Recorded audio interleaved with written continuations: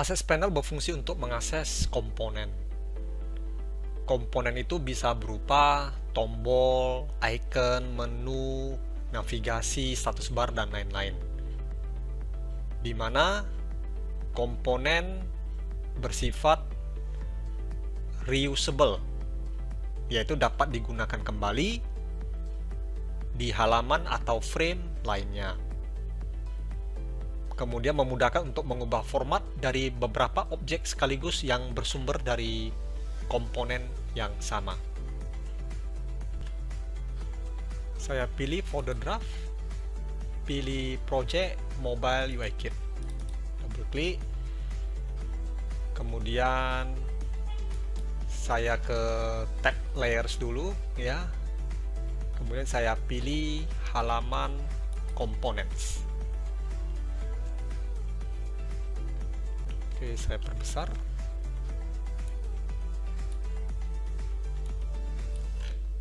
Oke, yang ini. Yang ini adalah kanvas ya dari halaman components. Kemudian saya pilih ke tab assets. Di sini kita bisa melihat list komponen, contohnya adalah button, klik me. Ini adalah contoh komponen. Saya masukkan ke dalam frame inputs ya. Saya tambahkan lagi di sini. Oke. Nah, kemudian kalau saya ganti warna ya pada tombol yang pertama, mengakibatkan semua tombol akan menjadi warna latar hitam. Tetapi kalau saya ubah hanya di tombol yang kedua, tidak mengakibatkan terjadi perubahan warna pada tombol lainnya. Nah, jadi supaya bisa merubah format pada salah satu komponen, yang lain ikut berubah, kita harus mencari yang mana komponen master atau komponen utama dengan cara klik kanan, go to main component. Nah, jadi tombol yang pertama adalah main component. Design panel berfungsi untuk melihat, menambah, atau mengubah properti dari objek. Seperti beberapa contoh ini. Saya masukkan contoh sebuah teks, contoh enter saja. Jika kita klik pada tombol klik me, maka yang aktif adalah properti design dari tombol klik me. Kalau saya pilih teks contoh saja, maka yang aktif adalah properti design dari teks ini. Contohnya di sini saya ubah posisi. Jadi kalau saya geser-geser di sini, maka posisi X dan Y ikut berubah. Ya, posisi X ini posisi X dari samping kiri, kemudian posisi Y dari posisi atas. Kita juga bisa mengubah lebar ya dan tinggi. Oke. Kemudian kita bisa mengatur perataan teks, rata kiri, rata tengah, rata kanan. Kemudian kita bisa mengubah warna.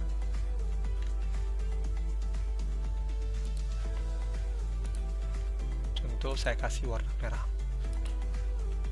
Kemudian kita bisa menambah efek tambahan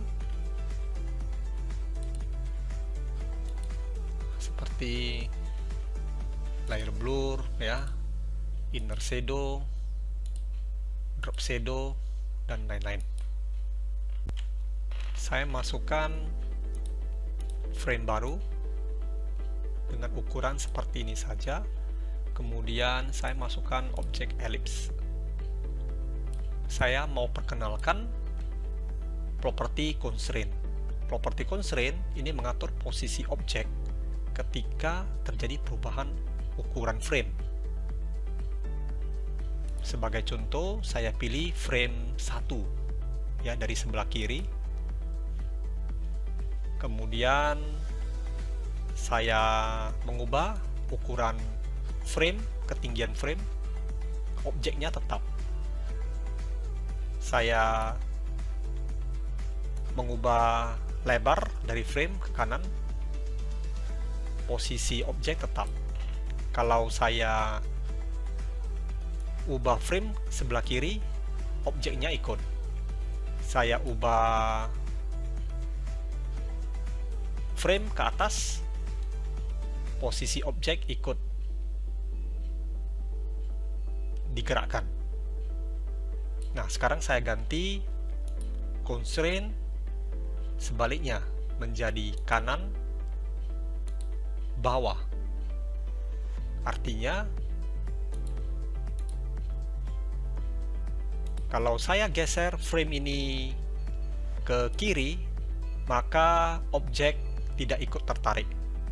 Kalau saya geser frame ini ke atas, ya, maka objek tidak ikut bergerak. Kalau saya ubah ukuran frame ini ke kanan, objek ikut ke bawah, objek ikut tertarik. Itulah fungsi dari property constraint. Fungsi prototype panel adalah untuk mengatur koneksi antar frame desain.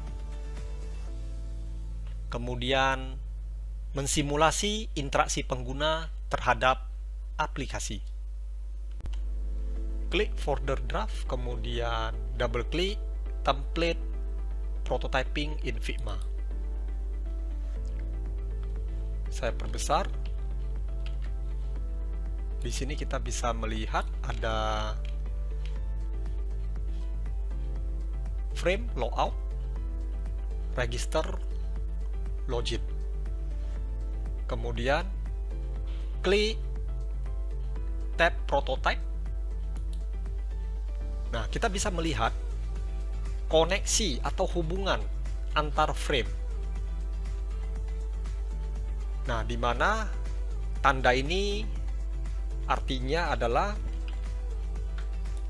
frame foto, ya, frame awal ini sebagai halaman yang akan muncul pertama kali. Kemudian jika kita klik tombol login, maka dia akan navigasi ke halaman login. Kemudian jika tombol register diklik, maka dia akan navigasi ke halaman register. Kemudian jika di halaman register kita klik back, tanda panah back, maka dia kembali ke halaman awal.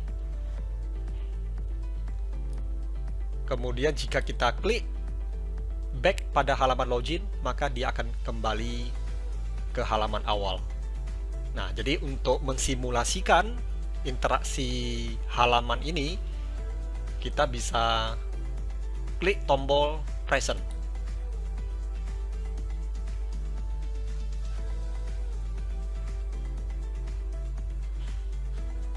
Oke, nah, ini adalah halaman awal yang muncul pertama kali, seperti aplikasinya sudah jadi. Kemudian klik tombol login, maka dia ke halaman login atau ke frame login, ya. Saya klik back, dia kembali ke halaman awal. Klik tombol register, maka dia ke halaman register. Saya klik back, maka dia kembali ke halaman awal. Kemudian untuk kembali ke halaman desain, kita bisa escape atau ke tab yang pertama. Code panel berfungsi untuk menampilkan hasil desain ke dalam berbagai format bahasa. Saya klik pada text box email. Di tab desain kita bisa melihat dan merubah properti, ya, dari text box ini. Sekarang saya klik tab inspect, kita bisa melihat code CSS. Jadi code ini bisa di copy paste untuk pembuatan desain web. Kemudian kita bisa ganti format bahasa iOS supaya ini bisa di copy untuk desain mobile dengan bahasa Swift. Kemudian Android, ya ini bisa kita gunakan code ini untuk desain mobile dengan menggunakan XML.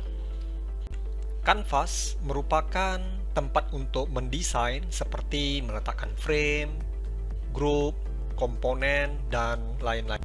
Saya perkecil view ini, kemudian kita bisa melihat bagian atau area warna abu-abu ini disebut sebagai canvas. Jadi canvas ini untuk meletakkan frame atau halaman untuk meletakkan objek seperti teks, text box, tombol, gambar, dan lain-lain. Di sebelah kiri kita bisa melihat ada layers panel, di mana di sini ada baris yang ada tanda crash di depan, ya, tanda pagar di depan ini menandakan adalah frame. Ya, jadi kalau kita pilih berarti ini adalah frame yang terpilih ya. Jadi frame register ini yang ini. Kemudian beberapa shortcut yang bisa kita manfaatkan seperti tombol shift angka 1. Ini untuk menampilkan seluruh frame ke dalam satu halaman. Kemudian saya pilih salah satu frame, kemudian saya tekan tombol keyboard shift angka 2, maka dia akan menampilkan frame yang terpilih dengan ukuran maksimal. Kemudian shortcut yang lain seperti menekan tombol spasi, kemudian klik ya, spasi, klik dan gerakkan mouse ini untuk menggeser kanvas ya, memudahkan scrolling pada kanvas. Kemudian shortcut alternate, klik pada salah satu frame, saya ulang ya, tombol alternate, klik pada salah satu frame, kemudian gerakkan mouse, maka tujuannya adalah untuk mengcopy frame dengan isi yang sama seperti ini. Untuk melihat semua shortcut keyboard dari Figma, kita bisa lakukan klik pada icon tanda tanya pada sudut kanan bawah, kemudian pilih keyboard shortcut. Nah, inilah list dari keyboard shortcut yang tersedia dari Figma. Jadi kalau lupa, bisa melakukan hal ini.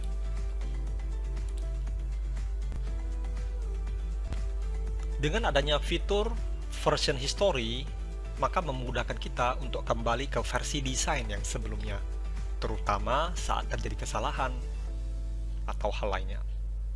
Untuk menggunakan fitur version history, caranya klik pada judul project, pilih show version history. Di sini kita bisa melihat beberapa perubahan yang telah dilakukan sebelumnya. Kita bisa lihat. Kemudian jika kita ingin benar-benar kembali ke versi ini, pilih restore di version. Selain itu, kita juga bisa membuat versi secara manual ya, yaitu dengan cara ya, sebelumnya saya ubah dulu warna, misalnya teksnya saya ganti jadi warna merah. Kemudian saya mau buat sebuah nama versi dari perubahan warna ini. Jadi saya pilih show version history, klik tombol add to version history. Saya buat labelnya adalah ubah warna. Saya save. Nah, jadi misalnya ketika suatu saat saya mau kembali ke versi ubah warna, tinggal saya klik. Jika saya ingin benar-benar kembali ke versi ini, tinggal pilih restore this version.